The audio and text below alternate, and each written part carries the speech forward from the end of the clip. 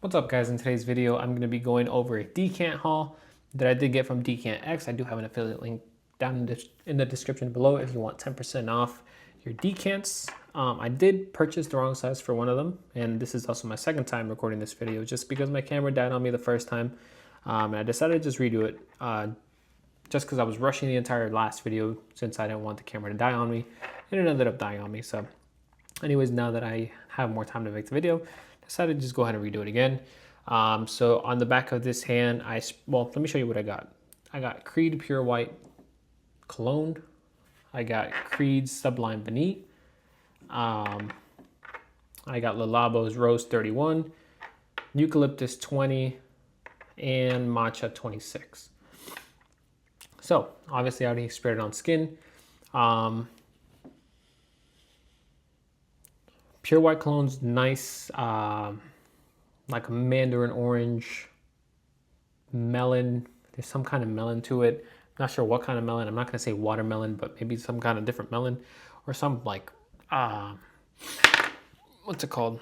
I don't know, some kind of like greenness to it that comes out with. I'm going to go ahead and do the opening again.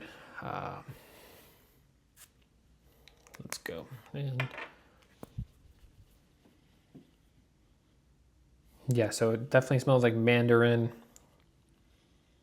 some kind of melon. I'll pull up the notes in a bit. But yeah, it's a really nice scent. And then I got, well, decants, in my opinion, sometimes it could just be a waste of money, especially if you had the ability to just go to a, I don't know, I feel like I got something in my nose.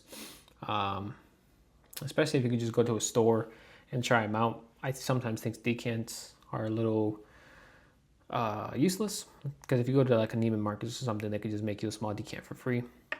But yeah, Pure White cologne is really nice.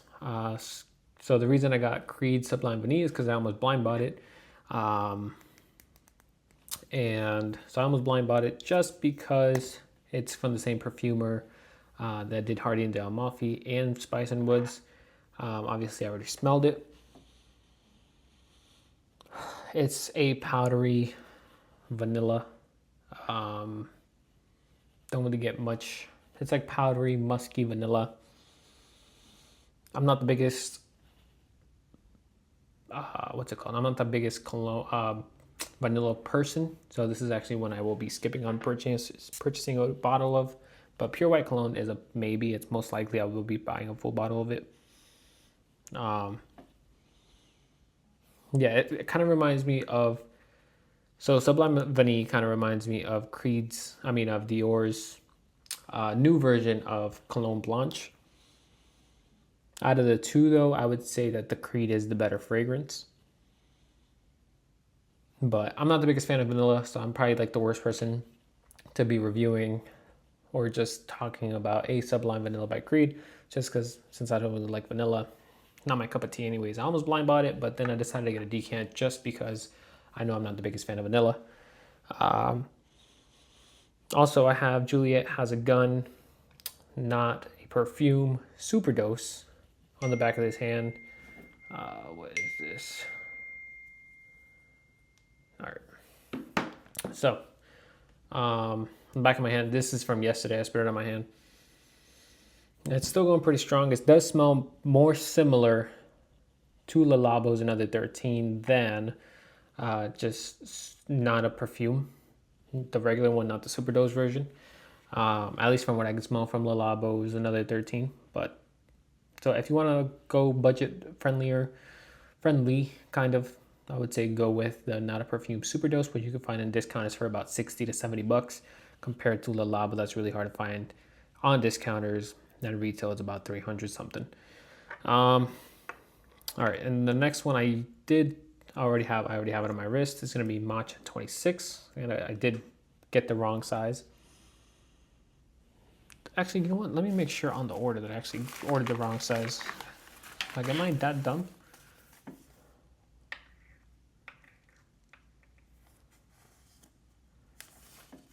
Well, I might be that dumb, honestly, but Labos, yep, 1 ml.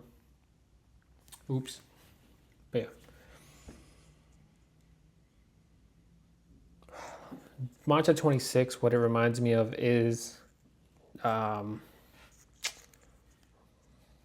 reminds me of a Perfume by Tom Ford. Even Bois Pacifique, because they're pretty similar scents. I think this is how you spray on or just put on this kind of decant.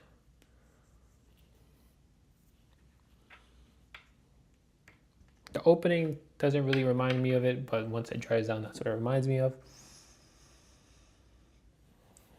The opening is like a greener version of an Perfume, but it does dry down to that kind of scent. So the Matcha 26 is really not that special, I would say, at least not to me, but it is one of the little Labos that you could sometimes find for a better price, even though I think it is getting some kind of hype now. Then I sprayed on Eucalyptus 20, which let's see how it smells like right now. Again, it's some kind of cedarwood. It comes more like a cedarwood forward fragrance. I don't really get too much eucalyptus, and this is a new 2025 release, but yeah, that's what I would say. It smells more like a cedarwood fragrance. I feel like they should have called this one cedar whatever.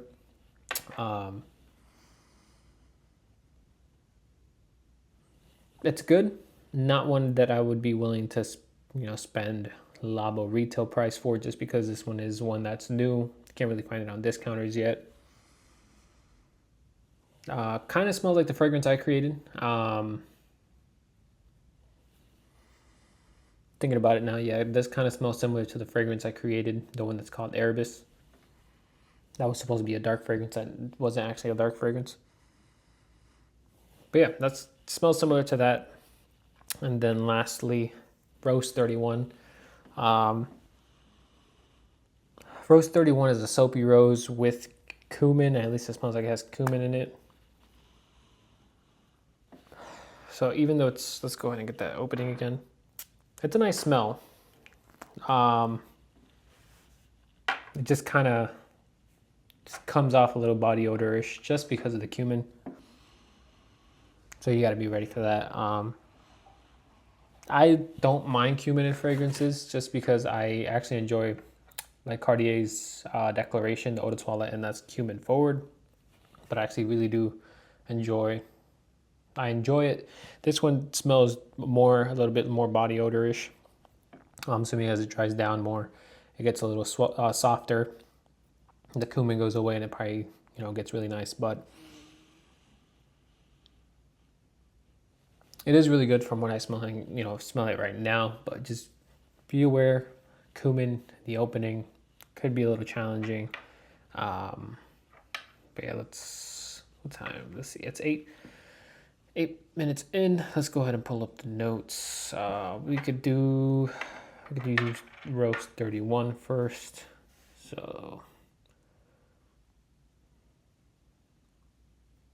Rose 31. Okay, let's see how much, if it's going on discounters. About $200 in Joma Shop for a 1.7 ml. It looks like that's pretty much where you could find it. Obviously, besides the retail stores like Nordstrom and all that fun stuff. Okay, let me go to the notes.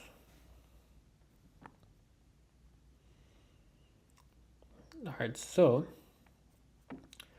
the notes on Rose 31, top notes rose, cumin, middle notes rose again, vetiver, cedar, base notes musk, guaiac wood, oud, olibanum, and labdanum.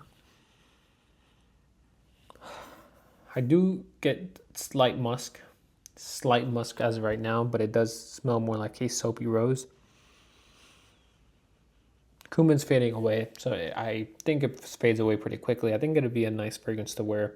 I think you can wear it out during the day, especially how soapy it is. It'd be a nice, like, sexy nighttime fragrance. Let me see what people say about this one. Some say it's way overpriced and more female, or it leans a little more female, some would say. I think it's actually pretty unisex.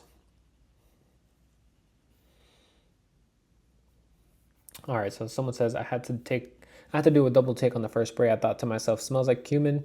There's no way. Looked at the notes, and what do you know? Cumin. Once it dries down, it's less offensive, and the other elements come through nicely. Reminds me slightly of old school Pond's cold cream. Someone else says, really wanted to like it, but Labo is just really hit or miss. And this one is a miss for me. The cumin note throws me off so much. It doesn't smell like your typical rose fragrance, more of a woody cumin. Not at all worth the price. There are so many better ones from this house. 3 out of 10. And the last one I'm going to read is going to be... So first, I'd like to say shout out to whoever said this smells like a sexy woman's armpit, because you are absolutely right, and I love you so much for that. This perfume does smell armpity, but in my opinion, it does it in the best way. It's not overly rose scented though, at least not on me. And I find that applying it directly on my skin and following with stepping into a cloud of more rosy perfume works just fine if you want more rose notes.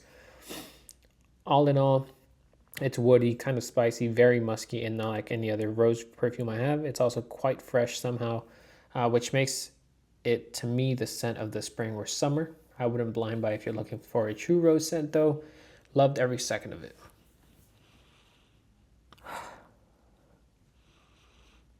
Okay, hold on. I'm going to read one more. Just because I started reading this one. It's kind of interesting. One of my all-time favorite perfumes is simultaneously cleans.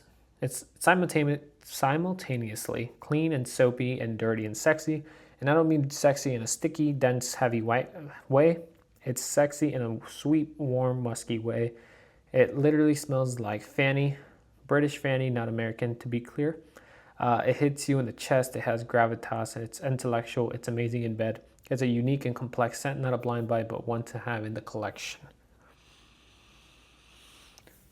It's one that I would consider buying a bottle of if I found it for a really good price. I don't think I would spend more than $150 on it. It's one of those that if I find it for a good price, I'd buy it, because it is good enough, and it came out in 2006. I didn't know that, but really nice. Let's go ahead and get into, let's see, Matcha 26.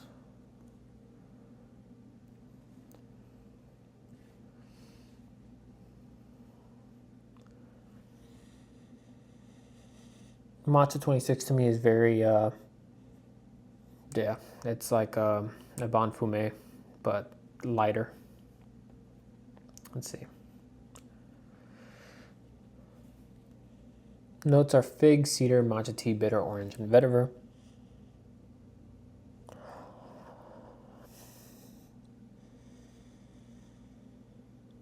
You get a little bit more of that fig. Don't really get too much of the matcha. Don't really get much bitter orange or vetiver. It's fig and cedar is pretty much what I'm getting. Let's see. So it smells like. Can't read that. All right, whatever. No one says it smells like the Tom Ford fragrance. Let's read some comments. Fig, but a boring one, does nothing for me. Should have been called Fig 26 because there's no matcha in sight.